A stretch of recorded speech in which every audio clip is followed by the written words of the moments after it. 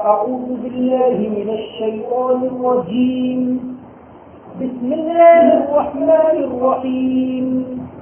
إنا جعلنا ما على الأرض زينة لها لنبلوهم أيهم أحسن عملا وإنا لجاعلون ما عليها صعيدا جرزا. أم حسبت أن أصحاب الكهف والرقيم كانوا من آياتنا عجبا إذ أوى الفتية إلى الكهف فقالوا ربنا آتنا من لدنك رحمة وهيئ لنا من أمرنا رشدا. فضربنا على آذانهم في الكهف سنين عددا ثم بعثناهم لنعلم أي الحزبين أحصى لما لبثوا أمدا. نحن نقص عليك نبأهم بالحق إنهم فتية آمنوا بربهم وزدناهم هدى. صدق الله العظيم. یقین جانو کہ ہم نے زمین پر جو کچھ بنایا ہے وہ اس کی سجاوٹ کے لیے اس لیے بنایا ہے تاکہ ہم ان کو آزمائیں تو ان میں سے کون بہتر عمل کرتا ہے. اور یہ بھی یقین جانو کہ جو کچھ زمین پر ہے اس کو ہم آباد میدان بنا دیں گے. کیا آپ نے خیال کیا ہے کہ غار والے اور رحیم والے ہماری نشانیوں میں سے ایک عجیب نشانی تھے؟ یہ اس وقت کا ذکر ہے جب ان نوجوانوں نے غار میں پناہ لی تو کہا کہ ہمارے رب تیری جانب سے ہم پر رحمت نازل فرما اور ہمارے معاملے میں ہمیں صحیح بات مہیا فرمائے. اور ہم نے ان کے کانوں کو غار کے اندر تھپکی دی زندگی کے سالوں تک. پھر ہم نے ان کو اٹھایا تاکہ ہم جانیں کہ دونوں فریق میں سے کون سا وہ جس مدت تک رہے اس کو اچھے طریقے سے شمار کرتا ہے. ہم آپ کے سامنے ان کی خبر ٹھیک بیان کرتے ہیں. وہ چند نوجوان تھے جو ایمان لائے اپنے رب پر اور ہم نے ان کو ہدایت کے اندر خوب ترقی دی. اصحاب کہف یہ چند نوجوان تھے جو اپنے ایمان کو بچانے کے لیے اور اپنے اعمال کی حفاظت کے لیے ظالم بادشاہ کے شہر کو چھوڑ کر غار کے اندر چلے گئے. وہاں پناہ لی. ان کا واقعہ یہاں کچھ تفصیل سے آ رہا ہے.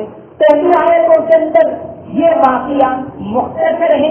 پھر نحن نقص وہاں سے یہ واقعہ پوری تفصیل کے ساتھ بیان کیا جا رہا ہے. اس سے پہلے تو آیتوں کے اندر یہ بات فرما دی انا جعلنا ما علی الارض زینۃ لها کہ ہم نے زمین پر جو کچھ بنایا ہے وہ اس کی سجاوٹ کے لیے بنایا ہے. اور کیوں بنایا ہے؟ لنبلوہم ایہم احسن عملا تاکہ ہم آزمائیں کہ کون اچھے کام کرتا ہے. دنیا کی رونق، دنیا کی زیب و زینت، یہ دنیا اللہ تبارک و تعالیٰ نے بنائی اور اس کے اندر انسان کو آزمائش کے لیے پیدا کیا. جیسا کہ سورہ ملک میں فرمایا الذی خلق الموت والحیات لیبلوکم ایکم احسن عملا کہ اس نے موت اور زندگی پیدا فرمائی تاکہ تم کو آزمائے کہ تم میں سے کون اچھے کام کرتا ہے. تو یہ زمین کے اندر اللہ تعالیٰ نے خوبصورتی بنائی، زینت بنائی. اس کی مثال یہ کہ ایک آدمی بادشاہ کے دربار میں جائے. بادشاہ کے دربار میں چاروں طرف زینت ہے، کہیں پھول لگے ہوئے ہیں، کہیں ایک دم رونق ہے، بستیاں ہیں. لیکن وہ آدمی اپنی نگاہ بادشاہ کی طرف رکھے گا. اگر بادشاہ کو چھوڑ کر وہ اپنی نگاہ کو ادھر ادھر دوڑائے گا تو وہ بے وقوف سمجھا جائے گا. حالانکہ زینت چاروں طرف. اسی طرح اللہ نے دنیا میں زینت رکھی اور اسی کے بیچ میں انسان کیا, آزمایا کہ وہ اپنی خواہشات کے اوپر کتنا کنٹرول رکھتا ہے, کتنا اعتدال سے وہ چلتا ہے, کتنی اللہ کی بات کو مان کر چلتا ہے. اس لیے اللہ نے یہ زندگی بنائی ہے اور اس لیے اللہ نے دنیا کے اندر انسان کو بھیجا ہے. وَإِنَّا لَجَاعِلُونَ مَا عَلَيْهَا صَعِيدًا جُرُوزًا.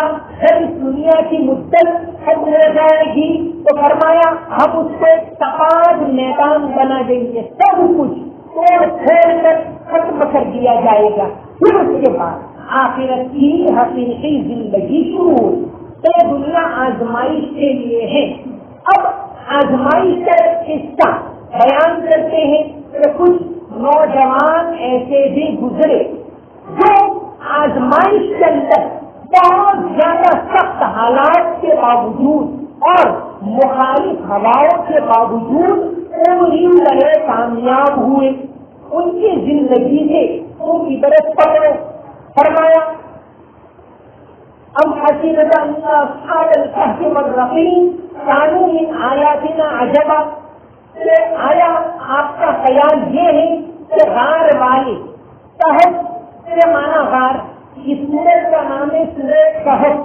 کہف کا مطلب ہوتا ہے غار, گفا, چو, پہاڑ کے اندر جو اندر سوراخ ہے جس کے اندر آدمی جا سکے اس کو گفا کہتے ہیں. تو اس سورت کا نام ہے کہف. چونکہ ان لوگوں نے 7 لوگوں نے اپنے ایمان کو بچانے کے لیے غار کے اندر پناہ لی تھی, اس اعتبار سے اس سورت کا نام سورہ کہف. تو اس طرح رہبانیت یعنی دنیا کو ترک کر کے پوری طرح اللہ کی طرف مائل ہو جانا, یہ پچھلی 5 شریعتوں کے اندر تو جائز تھا, ہماری شریعت میں جائز نہیں. اللہ کے نبی صلی اللہ علیہ وسلم نے فرمایا لا رہبانیت فی اسلام, کہ اسلام کے اندر رہبانیت یعنی دنیا چھوڑ کر اللہ اللہ کہنے میں لگ جانا یہ جائز نہیں. لیکن علماء لکھتے ہیں کہ یہ عام حالات میں جائز نہیں ہے.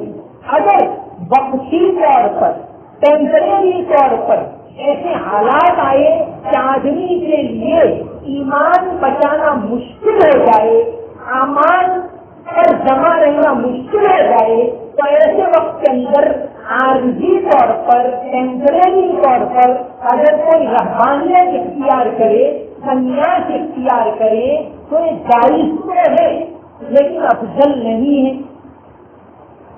افضل تو نہیں ہے کہ آدمی حالات کے اندر رہتے ہوئے اللہ کی عبادت کرے. ایسا ایک واقعہ ہندوستان کے اندر بھی پیش آیا تھا. یہ تقریباً 18ویں یعنی 18ویں اور 19ویں صدی کا واقعہ ہے.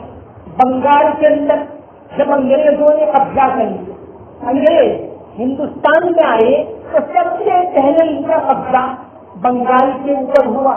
جو پلاسی کی جنگ ہوئی, رابرٹ کلائیو نام کے بدماش کی یہ سراج الدولہ کے ساتھ, وہ پلاسی کے میدان میں ہوئی, مرشد آباد کے پاس بنگال کے اندر.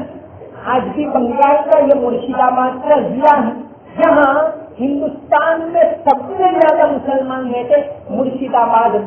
وہیں پلاسی کا میدان اور وہیں یہ جنگ ہوئی اور رابرٹ کلائیو نے ہندوستان پر قبضہ کرنا شروع کیا. اس کے بعد تو بے تحاشا ظلم و ستم ڈھائے. ہماری کتابیں نہیں, خود ان کی اس زمانے کی لکھی ہوئی کتابیں اٹھا کر دیکھ لیجیے. ایک واقعہ لکھا ہے کہ بہت سے جوانوں کو یہ پلاسی کی جنگ کے بعد پکڑا تو ایک دوسرے کی گاڑیاں باندھ کر مارا, اس طرح مارا کہ وہ تمام نوجوان لڑ گئے. ایسے تو بے شمار واقعات اور اتنا زیادہ چوسا.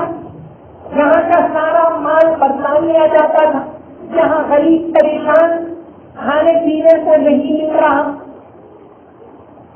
ڈھاکہ کی آبادی جب انگریز آئے تو 1.25 لاکھ تھی, لیکن رفتہ رفتہ ایسے حالات آئے, ایسے لوگ بھوکے مرنے لگے کہ آبادی گھٹ کر 20,000 رہ گئی. کلائیو کے بعد جب کارنوالیس آیا لائی انہیں تو کہاں کے ساری زمین سرکاری، سب لوگ جو ہے وہ کھیتی کریں گے، سرکار ان کو مزدوری دے گی، پھر قاعدہ پاس کر دیا اور ساری زمین لے لی۔ اس کے بعد فوج والی آیا، فوج والی سے تو وہ پرماننٹ سیٹلمنٹ کا ایسا قاعدہ پاس کیا کہ لوگ مجبور ہو گئے، کھانا پینا بھی نہیں مل رہا، ایسے حالات ہو گئے۔ ایسے سخت حالات کے اندر حاجی شریعت اللہ جہاں سے بہت بڑے بزرگ جن کا انتقال 1840 کے اندر ہوا، انہوں نے نوجوانوں کو للکارا کہ اس سسٹم کے خلاف آواز اٹھانی پڑے گی، انگریز کے خلاف آواز اٹھانی پڑے گی، اور حالات اتنے سخت ہو گئے تھے، انہوں نے کہا کہ دارالحرب یہ جگہ ہے، یہ تو دشمن کے قبضے میں آ چکی ہے، تم یہاں جمعہ اور عید کی نماز بھی نہیں پڑھ سکتے۔ جمعہ بھی نہیں کروائی انہوں نے، اور پھر سخت مقابلہ کیا، اس کو کہتے فرائضی تحریک، کہ یا تو جہاں ڈٹ کر مقابلہ کرو اور جو مقابلہ نہیں کر سکتا وہ ہجرت کر کے چلا جائے، ہجرت کر کے کسی اور جگہ چلا جائے اور اللہ اللہ کہتا رہے۔ یہ بات انہوں نے کہی تھی، یہ فتویٰ دیا تھا، اس نے اس کو فرائضی تحریک کہتے ہیں، ہجرت فرض کر دی۔ پھر ان کے بعد ان کے بیٹے حاجی محسن میاں جن کو دودو میاں کے نام سے پہچانتے ہیں، انہوں نے اس تحریک کو آگے بڑھایا اور 1862 میں ان کا انتقال ہوا۔ تب تک بنگال میں یہ تحریک چلتی رہی۔ تو انہوں نے کہا کہ اگر کوئی مقابلہ نہیں کر سکتا ان ظالم انگریزوں کا تو ہجرت کر کے چلا جائے، اس کے اوپر ہجرت کرنا فرض۔ تو اس سے رہبانیت اختیار کرنا یا عارضی طور پر تو ہو سکتا ہے، ہمیشہ نہیں۔ ہمیشہ تو یہ ہے کہ آپ کاروبار کرو، کماؤ، تجارت کرو، ویوہار کرو، نوکری کرو، کھاؤ پیو، اللہ کی نعمتوں کا استعمال کرو اور اس کے ساتھ رہ کر اللہ کی عبادت کرو۔ یہ صحیح دین ہے، صحیح طریقہ ہے، یہ صحیح پیغمبر صلی اللہ علیہ وسلم کی تعلیم۔ نوجوان تھے، یہ واقعہ آپ صلی اللہ علیہ وسلم سے تقریباً 250 سال پہلے کا ہے، بلکہ کچھ زیادہ 350 سال پہلے کا ہے۔ اس زمانے میں ایک بادشاہ کا دوسیت مولانا تقی عثمانی صاحب نے اپنے ترجمے میں اس کی کچھ تفصیل لکھی ہے، اور اس کے علاوہ ان کا جو سفر نامہ ہے جہاں دیدہ، اس کے اندر بھی اس کی تفصیل لکھی ہے۔ روشنی اسلام کا بادشاہ جس کو اردو میں تقیانوس کہتے ہیں، یہ 251 میں اس دنیا سے چلا گیا۔ تو وصیت نے بہت زیادہ ظلم و ستم کی۔ اس زمانے کا صحیح مذہب عیسائی مذہب تھا، عیسیٰ علیہ السلام کی تعلیم پر لوگ چلتے تھے، لیکن اس نے مذہب پر پابندی لگا دی، چرچ پر پابندی لگا دی، عبادت پر پابندی لگا دی، اور لوگوں کو بت پرستی کے اوپر آمادہ کیا زبردستی۔ دنیا میں بہت سے ملکوں میں ایسا ہوتا ہے کہ زبردستی کی جاتی ہے، اور جب یہ زبردستی حد سے بڑھ جاتی ہے پھر اللہ تبارک و تعالیٰ کی مدد آتی ہے۔ تو ایک نوجوان انہوں نے یہ طے کر لیا کہ ہم یہ اس سسٹم کے مطابق نہیں چلیں، ہم کو تو توحید کے اوپر چلنا ہے، اگر ہم نہیں چل سکتے تو شہر چھوڑ کر چلے جائیں۔ 6 نوجوان تھے، 6 نوجوان انہوں نے یہ طے کیا، آگے واقعہ کچھ تفصیل سے بھی آ رہا ہے، اور وہ نکلے۔ جب نکلے تو ایک چرواہا ملا، چرواہے نے پوچھا، حالت پوچھی، وہ ہچکچا رہے تھے، پھر اس نے کہا کہ سچائی کو بتا دینے میں کیا، بتا دیا۔ اس نوجوان نے کہا میں بھی تو یہی سوچ رہا، ساتھوں ایک ہو گئے، وہ چرواہا بھی ساتھ میں ہو لیا۔ اس چرواہے کا کتا تھا اس کے ساتھ، وہ کتا بھی ساتھ ساتھ چل لیا۔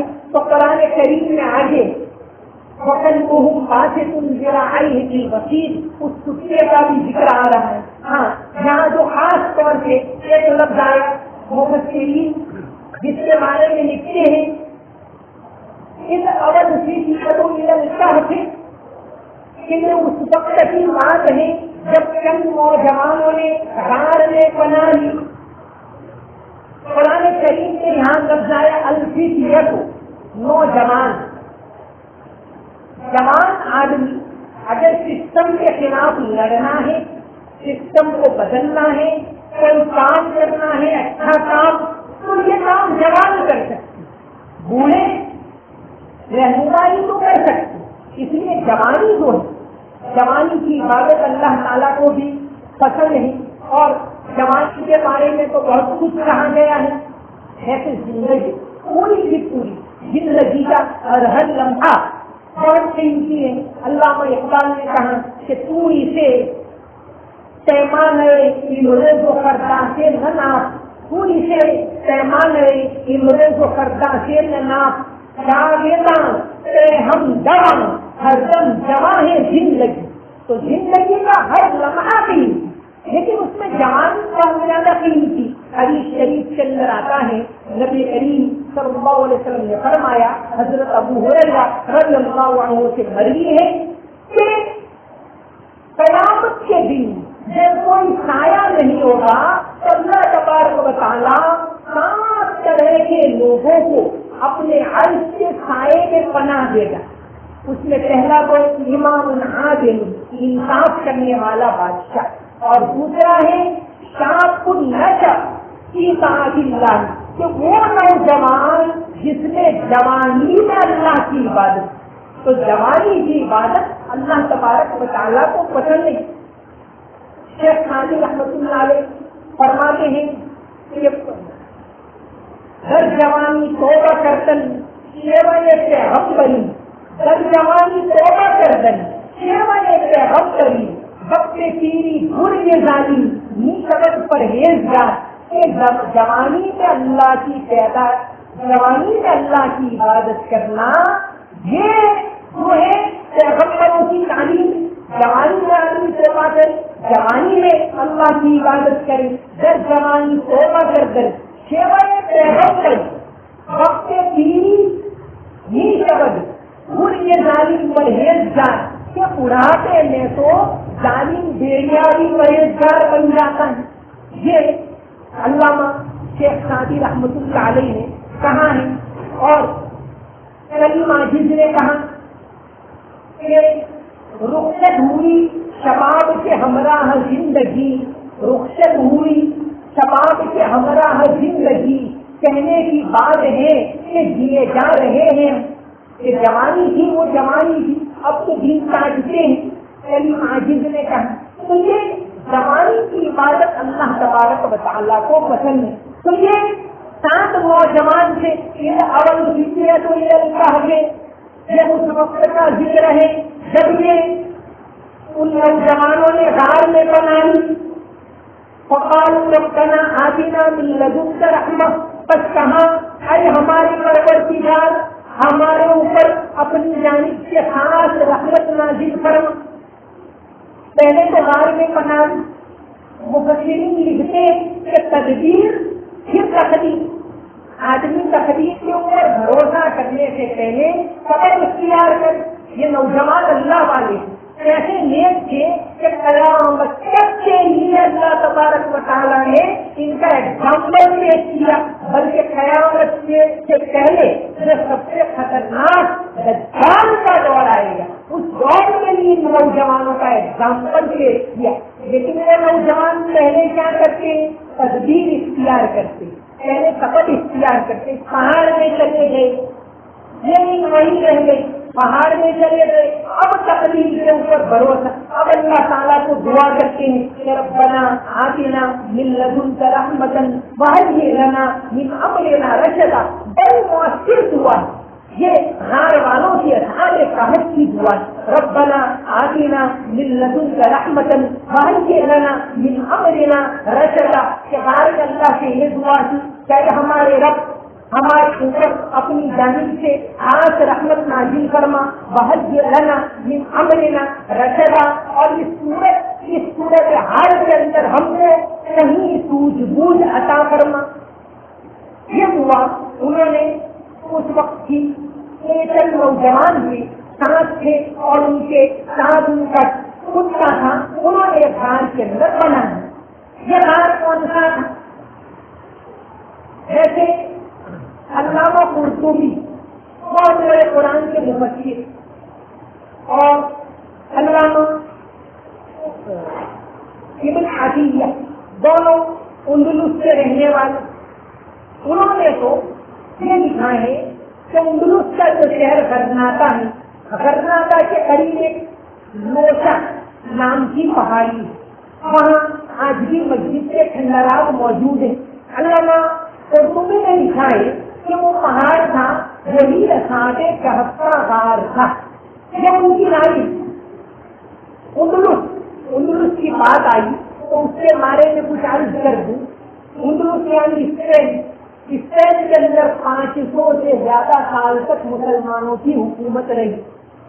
یہ علامہ قرطبی جیسے بڑے بڑے مفسرین، بڑے بڑے علماء، بڑے بڑے سائنسداں اسپین میں مسلمانوں کو لی، علامہ قرطبی وہیں تھے۔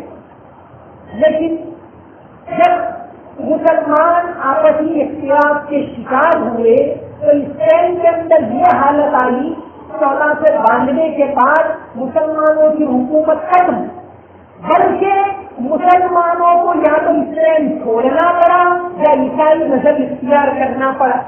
اور اس کے بعد ایسا دور آیا کہ وہ اسپین جہاں 500 سال مسلمانوں کی حکومت رہی، ہندوستانی مسلمانوں کو اسپین کی تاریخ برابر یاد رکھنے کی ضرورت ہے۔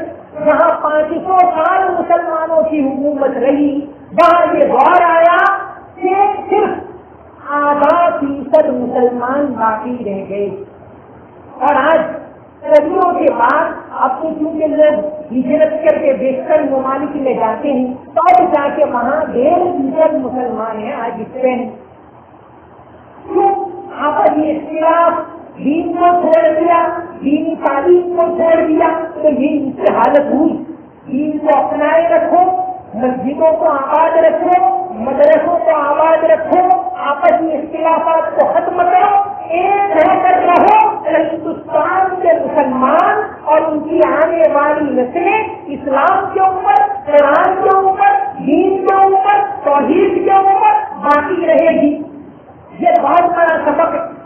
اسپین کے اندر ایک مسجد ہے، اسپین کا شہر ہے قرطبہ جس کا نام تھا، علامہ قرطبی وہیں کے قرطبہ کی جو جامع مسجد ہے اس کے سامنے دہلی کی جامع مسجد کچھ نہیں، لیکن آج وہ مسجد آج بھی ہے۔ قرطبہ کی جامع مسجد کے بیچوں بیچ چرچ بنا دیا گیا ہے۔ ایک طرف عیسیٰ علیہ السلام کا مجسمہ ہے، نعوذ باللہ، ایک طرف 5 حضرت مریم علیہ السلام کا مجسمہ ہے، وہاں ٹکٹ لے کر جانا پڑتا ہے۔ اور نماز کے اوپر آج بھی 800 سال کے بعد بھی پابندی ہے۔ اسپین پر انہوں نے قبضہ کیا تو یہ کیا، مسلمانوں نے قبضہ کیا استنبول کے اوپر۔ آج عثمانی حکومت استنبول میں صدیوں تک رہی، آج بھی عیسائیوں کا جو حاجیہ صوفیہ چرچ، ان کا ایک بہت بڑا چرچ ہے، آج بھی اسی شان کے ساتھ استنبول کے اندر موجود ہے۔ مسلمانوں نے ہمیشہ انصاف کیا، ظلم و ستم نہیں کیا، لوگ اسلام کی خوبیوں کو دیکھ کر مسلمان ہوئے۔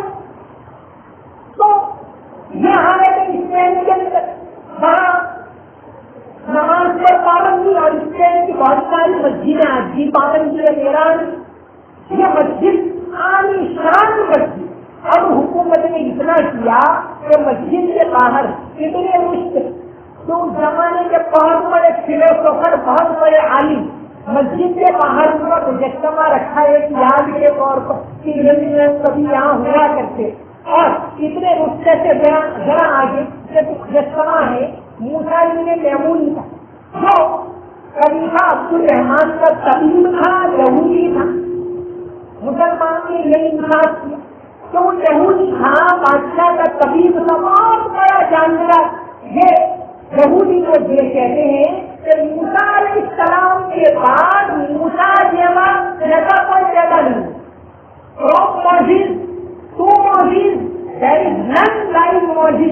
کہ موسیٰ علیہ السلام کے بعد اس کے جیسا اتنا بڑا तमीज था वो जानता, तो उसका मुजस्समा रखा है।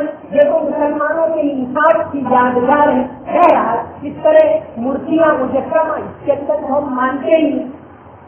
तो अल्लामा कुर्तुबी की राय तो ये है कि असहाब कहफ का गाल ये था, लेकिन अब आज के तमाम मुफस्सिरीन ने इत्तेफाक किया नई तहकीक के बाद कि उर्दू जॉर्डन जो मुल्क है उसकी राजधानी ओमान, ओमान से 7 किलोमीटर दूर जो अकबा इंटरनेशनल हाईवे है उससे 3 किलोमीटर अंदर की तरफ एक गार है, वो असहाब कहफ का गार है।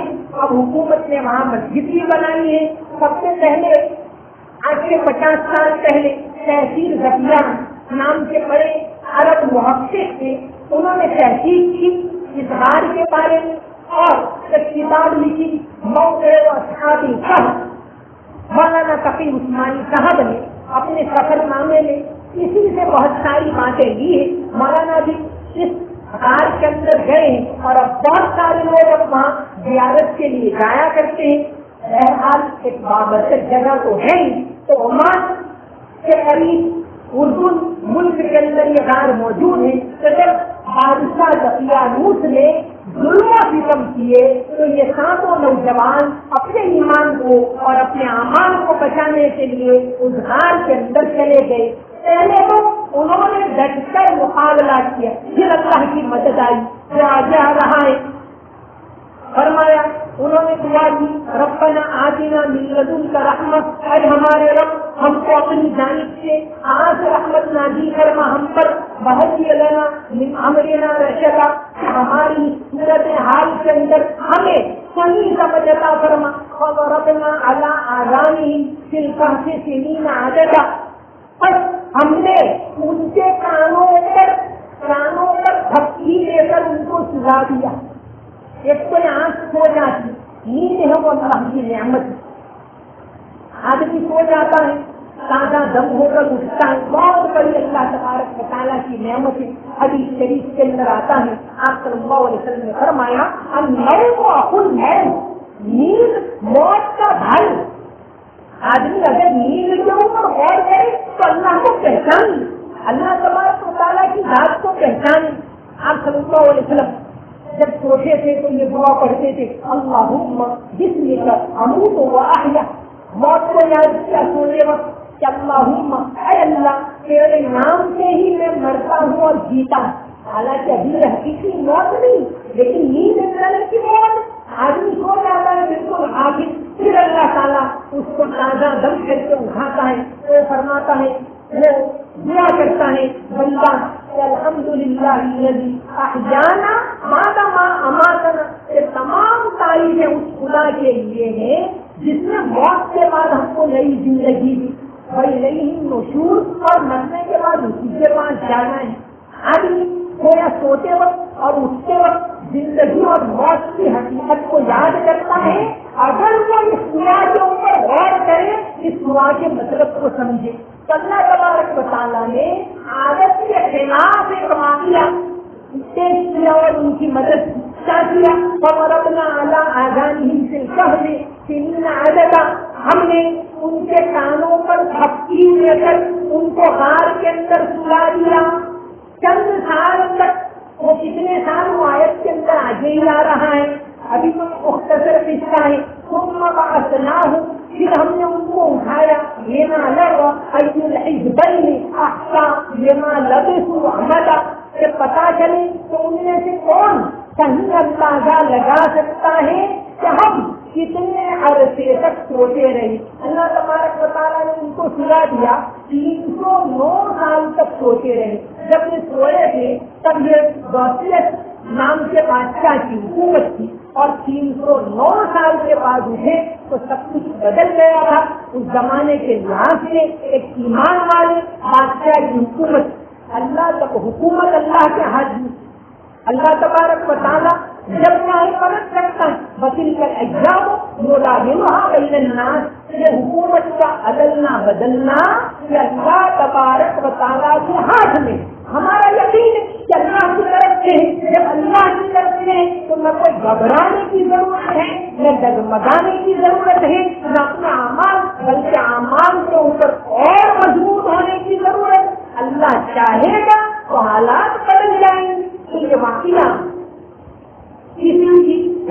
इरादा है इंशाअल्लाह आगे बातें बयान की जाएगी। वमा अलैना इल्ला अल बलागुल मुबीन। अल्लाहुम्मा सल्लि अला मुहम्मद व अला आलि मुहम्मद व बारिक व सल्लिम रब्बि इग़फिर वरहम व तजावज़ अम्मा तअलम रब्बना आतिना मिन लदुनका रहमह व हय्यि लना मिन अमरिना रशदा।